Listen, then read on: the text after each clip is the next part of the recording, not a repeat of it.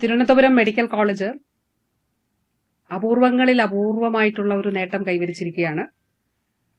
അപ്പോൾ ആ ഒരു സന്തോഷം നിങ്ങൾ എല്ലാവരുമായിട്ട് പങ്കുവെക്കുന്നതിനും അതോടൊപ്പം നമുക്ക് വയനാട്, കാസർഗോഡ് ജില്ലകൾക്കായി ഓണസമ്മാനമായി തന്നെ നമ്മുടെ 2 മെഡിക്കൽ കോളേജുകൾ അവിടെ അനുവദിക്കപ്പെട്ടിരിക്കുകയാണ്. അപ്പോൾ ഈ 2 കാര്യങ്ങൾ സംബന്ധിച്ച് പറയുന്നതിനാണ് നിങ്ങൾ എല്ലാവരെയും കാണാനായിട്ട് ആഗ്രഹിച്ചത്. DME ഡോക്ടർ വിശ്വനാഥൻ, അതുപോലെ infectious disease department associate professor doctor Aravind, ഇവർ രണ്ടുപേരുമാണ് എന്നോടൊപ്പം ഉള്ളത്. അപ്പോ തിരുവനന്തപുരം മെഡിക്കൽ കോളേജിൽ അമീബിക് മസ്തിഷ്ക ജ്വരം രോഗവുമായിട്ട് ബന്ധപ്പെട്ട് ലോകത്തിൽ തന്നെ അപൂർവമായ ഒരു ചികിത്സാ നേട്ടമുണ്ടായിരിക്കുന്നു.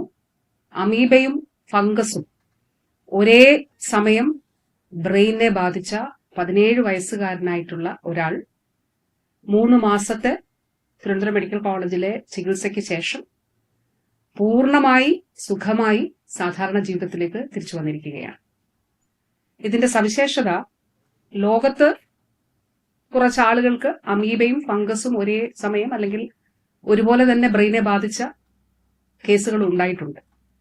പക്ഷെ അങ്ങനെയുള്ള ഒരു കേസ് പോലും ഒരു രോഗിയും ആ രോഗത്തെ അതിജീവിച്ചിട്ടില്ല, അതായത് സർവൈവ് ചെയ്തിട്ടില്ല, അവർ ജീവിച്ചിരിപ്പില്ല. അവിടെയാണ് തിരുവനന്തപുരം മെഡിക്കൽ കോളേജ് ഈ കുട്ടിയെ 2 തവണ ന്യൂറോ സർജറി നടത്തി ഇപ്പോൾ അവൻ സാധാരണ ജീവിതത്തിലാണ് ഉള്ളത്. റിവ്യൂവിനും വന്നിരുന്നു.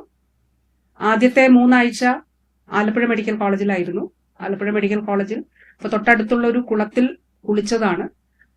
അപ്പോ 2 ആഴ്ച കഴിഞ്ഞാണ് ഈ ലക്ഷണങ്ങളോടുകൂടി ആലപ്പുഴ മെഡിക്കൽ കോളേജിൽ വന്നത്. അവിടെ 3 ആഴ്ച ട്രീറ്റ്മെന്റിന് ശേഷം അവിടെ നിന്നാണ് തിരുവനന്തപുരം മെഡിക്കൽ കോളേജിലേക്ക് എത്തപ്പെടുന്നത്.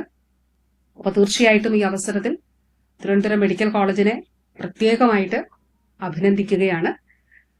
ഇതൊരു ഡോക്യുമെന്റ് പരിശോധിച്ചാൽ, ഇപ്പൊ വിദഗ്ധർ പറയുന്നു, നമുക്ക് മെഡിക്കൽ റെക്കോർഡ്സ് പരിശോധിച്ചാൽ ഇങ്ങനെ അമീബിക് മസ്തിഷ്ക ജ്വരവും ആസ്പെർജില്ലസ് ഫ്ലാവസ് ആണ്, അതായത് ചുരുക്കത്തിൽ പറഞ്ഞ അമീബയും ഫംഗസും ബാധിച്ച ആദ്യത്തെ ആളാണ് ലോകത്ത് തന്നെ ഇത് സർവൈവ് ചെയ്യുന്നത് എന്നുള്ളതാണ്